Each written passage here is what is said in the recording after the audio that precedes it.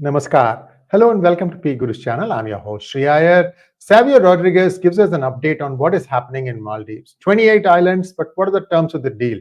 And what happened in the vaccines? What happened in the back end? Because a lot of stuff that has been done had to be, you had to do groundwork to facilitate what finally ended up as an agreement. And Savio Rodrigues very humbly never said what he was doing. The left hand did not know what the right hand was doing, but he has had a large role to play in all this stuff. Of course, he's not going to tell us a lot of that stuff, but we can connect the dots from what he's going to say. Let's welcome Savio Rodrigues. Savio, namaskar. Congratulations, you've got a really big win, even though your name will not figure in any of the agreements. Shri, thank you so much for having me on your show. But to put it as humbly and as modest as possible, I am a soldier without a uniform. And when there is a threat that manifests itself towards the country, I will do what I can to neutralize that threat. But what is most important on Maldives is to understand, beautifully said by our External Affairs Minister 18 hours ago on social media, it was imagined by Maldives, delivered by India. Now you need to understand the history around Maldives, in particular the president of Maldives, who is Dr. Mohammed Muizzu. The fact that he is connected to his family is connected to the Jamiat al-Salaf continues to exist. The fact that he does have a lot of backing of the Islamic radicals in Maldives continues to exist. The fact that he has got a close relationship with China continues to exist. But now, if President Muizzu prefers to eat dal chawal over Hakka noodles, then I think we should be happy about it, because he has a choice now from an India out to actually arrive at a welcome India situation, which was not there a couple of months ago. You must understand, President Muizzu was actually a protege of the former President Yamin. And President Yamin was a hardcore China supporter and actually worked for China's interests.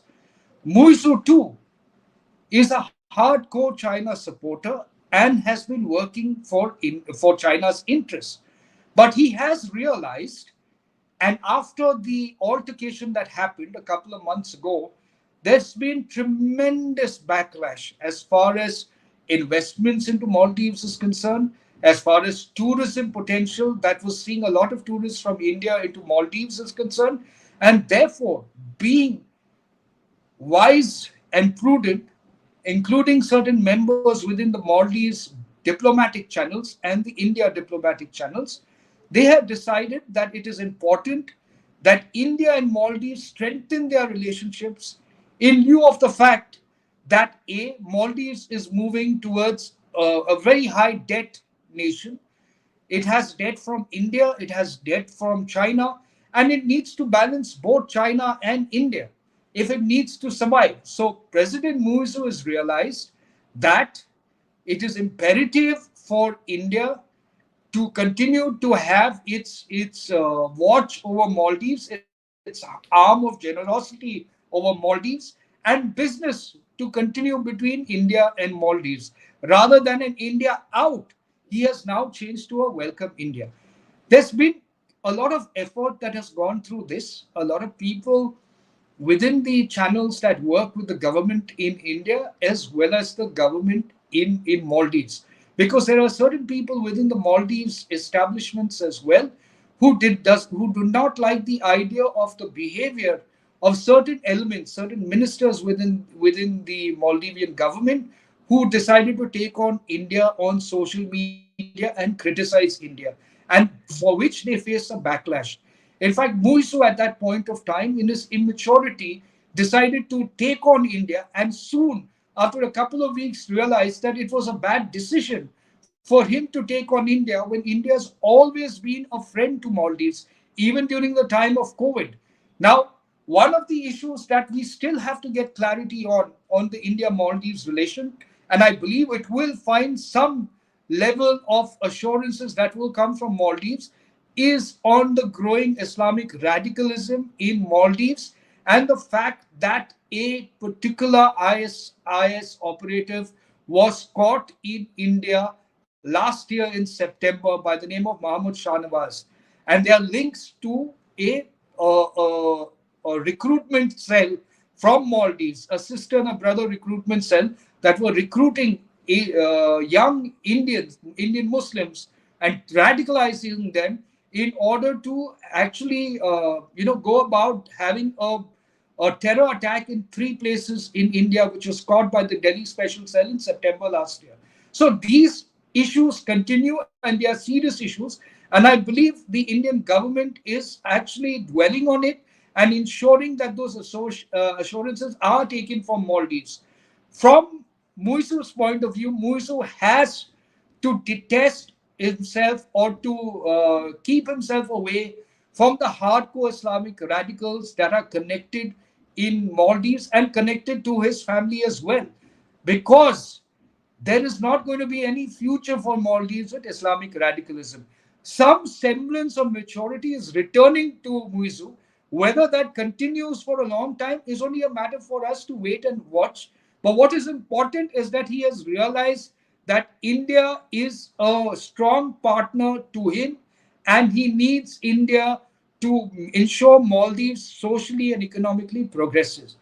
There are many players in the game, but I must tell you that the cooks behind creating the dal chawal for Muizzu are very, very elite workers for the Indian government that ensure that at the end of the day, it is always about progress. A lot of people would say, why is India, patched up with Maldives? We should have gotten more aggressive. I don't agree with that notion at all. I believe we have neighbors across in our vicinity, and it is important for us to use the carrot and the stick approach in at times when you require the carrot and the stick approach. In Bangladesh, of course, I don't advocate that we need a carrot and the stick approach, but we need to show an assertiveness in Bangladesh. As far as Maldives is concerned, with regards to the 28 islands that has been signed, that is an initiative to do with water and sanitation projects in those 28 islands. What is more important is how tourism and other initiatives will flourish in Maldives post this visit of our External Affairs Minister Dr. Jaishankar, and how he has managed, along with his team, to be able to diplomatically deal with Maldives, or rather tame Maldives, and bring it down from what was essentially aggression, unwarranted aggression. In fact, the stepping stone was when Dr. Mohammed Muizzu decided to come and visit India during the swearing in ceremony of Prime Minister Narendra Modi, and that was the starting point of the strengthening of the bonds between Maldives and India, between Prime Minister Modi and Dr. Mohammed Muizzu, at least to bring the relationship at a point of working. How it moves on is a matter for us to gauge, but I do believe Maldives has been tamed. President Muizzu is now looking at India in a very progressive and a positive way. That, however, is not changing the fact that he does have an equation with China. But in geopolitics, they are going to have relationships with other nations, and we have to accept that fact. But to ensure that our relationship with them is strong, so that we don't have to deal with the unwanted mess that was created by very immature people within the government, and an immaturity of President Muizzu himself. Very true. And no doubt this is going to come as a shot in the arm for the Modi government, because they have been beleaguered, myself included, saying that you have to do something in Bangladesh. But there was a content. I mean, there was a quiet silence, a confident silence, if you will, that something else was close to happening. And I think The way the Indian government has approached this, I think I tip my hat, because I'll tell you two or three things that will not be signed in the agreement, but that will be apparent. Number one, India has a listening post in Maldives. That means for the Indian Ocean, it has as much ears as United States where they are in Diego Garcia. Number two, nobody is going to be able to do anything in Maldives without India knowing about it. Third thing, India has, I'm told, given up a little bit of, they've given some loan forgiveness in exchange for doing this 28 islands. Plus, they're also going to be building desalination plants and water filtering mechanisms and things of that nature, so that Maldives can better present itself as a tourist destination. Right now, Maldives is expensive. And with Lakshadweep, India has what I call as a pressure cooker valve. You see, If Maldives starts getting hot, this one starts becoming active. So there are many things. So they essentially, you have somewhat a good relationship established with Maldives, and I'm hoping that this will form a template for India to deal with its neighbors, where both sides come away with a win-win feeling. Your thoughts, and then we can take some questions. you see, a lot of people initially, when they got into the conflict, which is natural for us as Indians, we get very emotional onto any aggression that comes to India, and that is acceptable. And we saw that aggression on social media. We saw that aggression on mainstream media as well. But what is important for us to understand is that we are dealing with neighbors, and neighbors have got to have their own push and pulls. And we have to ensure that our relationship with neighbors are built with both fear and hope. So, right now, Maldives and India are in a relationship together, which is balanced with hope and fear. And that is what you work on every relationship. So, today, when Maldives is looking at expanding and growing socio and economically, it is the Indian business houses that are going to be investing into Maldives to ensure that there is an economic development. Muizzu has realized this very well. And I think what is important for him, I don't know how he's going to do it, but what is important for him is to deal with Islamic radicalism, because he knows that while he has come on the support of Islamic radicals to the position of power that he is, he's not going to stay in power, or Maldives is not going to remain a socio-economically growing nation if they're going to depend on the ideology and the belief systems of Islamic radicals. And therefore, he has to be wise enough to balance this. What is India's interest? India's interest is very simple. India wants the Indian Ocean region to be protected. India wants good relationship with all its neighbors. It has always been that way. It wants to work in harmony with everyone. But if there is going to be a threat coming to India from any of the neighbors, then it's only right that we exercise and assert our authority in this region. And I think that's what's happened in Maldives. So it's actually, thumbs up to Prime Minister Modi, Dr. Jaishankar, and the team that has actually ensured that instead of gorging on Hakka noodles from China, that Dr. Muizzu actually is comfortable eating dal chawal coming from India. Thank you so much, Savio. And let's now take a few questions. Mangan Ranga wants to know, Namaskaram, besides China, do you see any internal hand in the troubles with neighbors? How can Bharat be proactive instead of responding to machinations of China? Well, of course, it's not only China's hand. There's also US. There is also the Islamic forces that are there. But most importantly, you see, history will teach you that the only time you can penetrate a particular armor is when there is a chink in the armor. So the chink in the armor actually exists in India by way of people, in particular opposition parties, and in particular the Congress, that actually does not work in India's interest. It is always working in the interest of foreign powers in order to come into power in India. And that's the problem many nationalists have with people like Rahul Gandhi and Sonia Gandhi. You have Rahul Gandhi that had gone to the US and to the UK and talk about, ensuring democracy lives in, thrives in India and is protected in India. It is the same nonsense that Mohammed Yunus from Bangladesh had gone to US and the CIA and other international lobbies to ensure that Sheikh Hasina was ousted from Bangladesh. So we have this cabal that works in India, and Rahul Gandhi, for all the immaturity that he shows, his advisors are not immature. They believe that they can foment trouble in India, and therefore we have to concentrate on the enemies in India as much as we need to concentrate on the enemies at our borders. Thank you so much. And next question, please. Anand Gopalan Kidambi wants to know, Mohammad Muizzu's U-turn from India out policy is due to realization or his internal political and economic situation? It's a combination of all three. One is the economic and the political situation in Maldives. Two, he's also realized the fact that it's better to be aligned and balance both India and China rather than going to war with India for China. Eventually, if you see from a tourism perspective, there are more Indian tourists going into Maldives than Chinese tourists want to go to Maldives, right? So that is one of the largest mainstay of their economies. Do you know that the largest importer of cow dung from India is Maldives? And they import it to ensure that, of course, there is some level of greenery that happens in an otherwise very beach-oriented destination.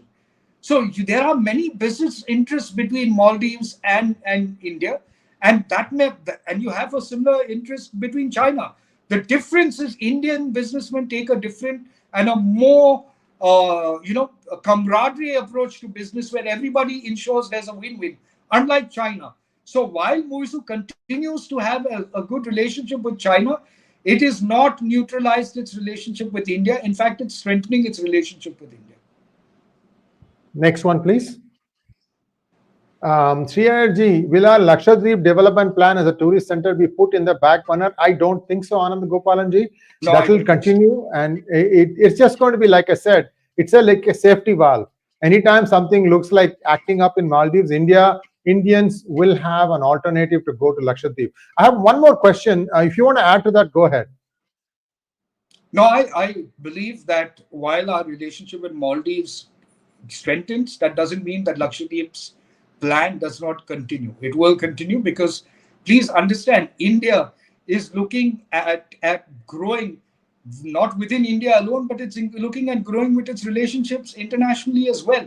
And the Indian tourist, while wanting to go to Lakshadweep, will not stop going to Maldives. They will also want to go to Maldives as well. So there's an option of choices to people, but yes, it is important for Indian tourists to support the tourism in Lakshadweep, and the Indian government is working to make Lakshadweep an international destination. Next one, please. Thank you so much, Shyam Tarun. Shyam Tarun wants to know, Savio ji, appreciate all the work you do. Like I said, I'm a soldier without a uniform. I just do what I'm supposed to do. The country is above everybody else. India is above everybody else. We are all here. We are all here to do our roles. We are here to play our part.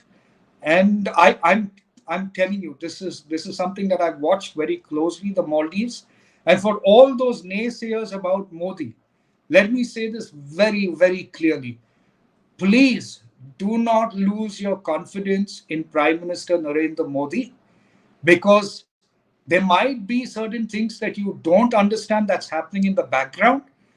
But when it comes to issues of national security, when it comes to issues of relationship with our neighbors, there is a plan in place. They might make some errors, but those errors are corrected and worked upon. And at the end of the day, a win-win situation is brought about. Next question, please. Prasanna Venkatesh wants to know, sir, can we believe the same will happen in Bangladesh issue? See, I believe at this point of time, we have to fight for the rights of the Hindus in Bangladesh. We have to fight for the rights of other minorities in Bangladesh as well.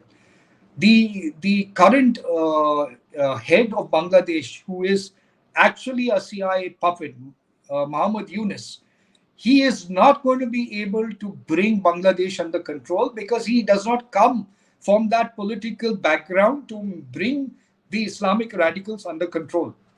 If Bangladesh continues to be, having its crisis, then India is going to face a backlash. And we, as a Hindu majority nation, it is our responsibility to ensure that the Hindus in Bangladesh are protected. But protected how? By ensuring that their rights in Bangladesh itself are upheld and we deal with Islamic radicalism. Otherwise, like I said yesterday on Shri's program, the Hindus will be slaughtered in Bangladesh. And to add to that, I'd like to add a little bit to that. Prasanna, one thing that these people who made the coup made a huge mistake, in my opinion. And then after that, it is more and more disasters. And I'll explain to you in just a minute. See, Sheikh Hasina did not resign. So in theory, she is still the prime minister. Now, where can she go and appeal? She has to go and appeal at the Supreme Court. What did they do to the Supreme Court? Not just the Chief Justice of Bangladesh, but 5 other justices were also summarily removed. So it is becoming more and more like I made a mistake, and then you continue to make more and more mistakes. No matter what you say that this person is this person is this, whatever it is. The point I think I'm trying to say is it was not an orderly exit. And therefore, this is going to be a huge problem. And I think at some point, US will say, well, you guys messed it up, and then they'll wash their hands off. It has done it in many countries in the past, so I would not be surprised. And when that happens, and also Pakistan, Faiz Hamid has been arrested. Now, today, there are going to be rallies that are going to be taking place. PTI has called for it. Imran Khan, so first Faiz, next Imran. That is my slogan. So who knows what's going to happen? At the same time, I think whatever Pakistan was planning on doing in Bangladesh, now they'll have, some rethink on that too. So all good for India as of now. Thank you so much, Savio. And we have one more question. Maithili wants to know, Savio ji, Russia did warn Bangladesh regarding, no, I think they warned India about the Bangladesh's regime change. Why was there no response from Bangladesh? Well, actually, Bangladesh, Sheikh Hasina was always under the impression that there was going to be something that would have happened as far as her position is concerned in Bangladesh. It's just that she didn't understand how strong it would get and whether they would have enough power to oust her. That was the problem. Because in fact, the person who let out the involvement of CIA, not recently, but a couple of weeks ago, was Sheikh Hasina herself in a party meeting where she spoke about a white man telling her about carving out Bangladesh and the Chin state in Myanmar, and also alluding towards India to form a Christian nation. That was something she said. Nobody else, there were talks about this and whispers in certain sections. But when it came from Sheikh Hasina, that's when people really sat up and took notice that there is a probability that everything happening in Manipur and in the Chinkuki state, or in the Chin state and in certain areas in Bangladesh could all be linked to what is really a CIA agenda. Okay, so stay tuned, guys. The game in Bangladesh isn't over, not by a large distance. So thank you once again, Savio, for coming up so quickly to talk, share your thoughts on this. And viewers, like, share, and subscribe to our channel, please. Namaskar. Namaskar. Thank you. God bless.